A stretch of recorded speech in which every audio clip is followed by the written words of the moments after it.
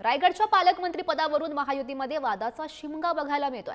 तटकरे गोगावले वाद आता विकोपाला पोहोचलाय। शिंदेची शिवसेना आणि अजित पवार यांच्या राष्ट्रवादीमध्ये तुंबळ शाब्दिक चकमक सुरू आहे। तटकरे यांची उलटी गिनती सुरू झाली आहे। 2029 मध्ये तटकरेंना पाडणार शिंदेचे शिवसेनेचे आमदार महेंद्र थोरवे यांनी सुनील तटकरे यांच्यावर हा हल्लाबोल केला।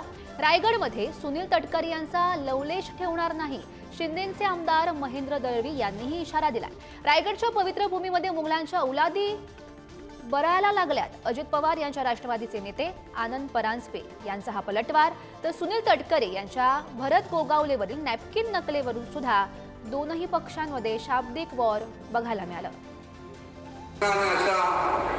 बेकारगिरीला आम्ही भीक घालत नसतो।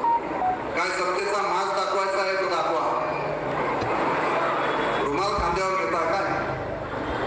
तुम्हाला ह्याच रुमालाने पुढच्या येणाऱ्या लोकसभेला जर नाही डोक्यावर रुमाल घालायला लावला ना तर मी पण नाव सांगणार ना महेंद्र थोरवे म्हणून। पण खरं रायगडचा कलंक आहे। मी माझा ठरवलंय हे युद्ध आरपासच खेळायचं। अनेक वेळा म्हणजे अंकुले साहेबांपासून ते सर्वसामान्य कार्यकर्त्यांपर्यंत ज्यांनी फसवलंय त्याला या रायगडच्या राजकारणात हद्दपार करायचं आहे। हा विडा उचलण्याचं काम, शिवधनुष्य पेलण्याचं काम बरेचसे नक्की आपण करूया। पण ज्या रुमालाचा उल्लेख आपण केलात त्या रुमालाने आपला चेहरा लपवून आपल्याला पुढचं आयुष्य जगायला लागणार आहे ना, ही रायगडची जनता तुमच्यावर वेळ आणेल। बाळासाहेबांचे संस्कार नाहीत पण तुमचे डान्स बारचे संस्कार टेबलवर नाचताना अखंड भारताने गुवाहाटी इथे बघितलेले आहेत। त्यामुळे महेंद्र दळवी, महेंद्र थोरवे आपल्या औकातीत राहा। पंचायत समिती आणि जिल्हा परिषदेवर फडकणार आहे। मला वाटतं राष्ट्रवादी सहित विकास आपला झेंडा फडकणार आहे असा मी अर्थ त्यामागे समजतो।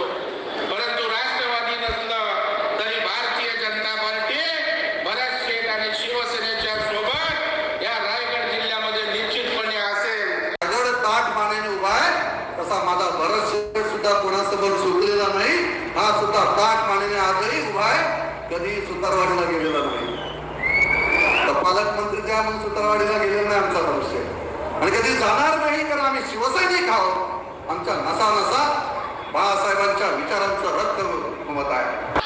ज्यावेळेला भरत शेठ चुकतात त्यावेळेला मी नमस्कार करतो। आम्ही 4 पावलं मागच आहे, पण आमची पद्धत आहे आणि आम्हाला कोणी डुकायचा प्रयत्न करू नका। आम्ही होऊन कोणाला पाय लावत नाही।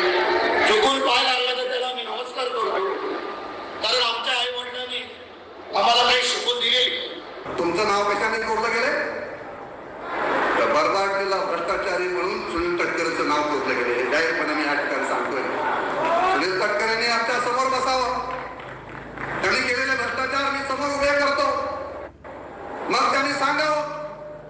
आजही सरकार जरी आमचं असेल तर सिंचन घोटाळ्याची फाईल आजही बंद झालेली नाही। चव्हाट्यावर वाद नेण्यापेक्षा आपापल्या नेत्याशी बसून आपापले वाद सोडवता येतात।